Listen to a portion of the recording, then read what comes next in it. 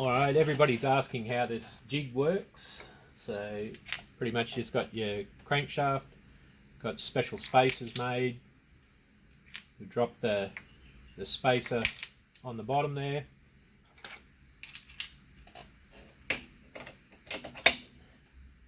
So that holds it perfectly in line. These two things are being bored at the same time. Got the crank, got the spacer goes on.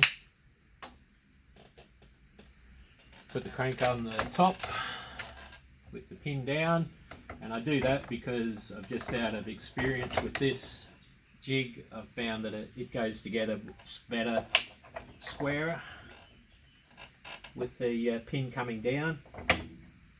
So that's all lined up.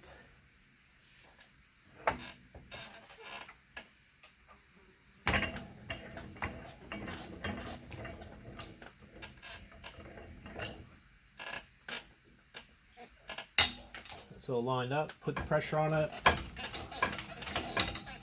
starts going down.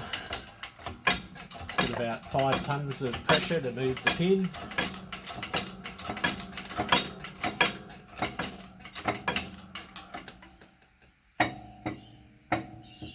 Just move it till it stops moving and you're pretty well done.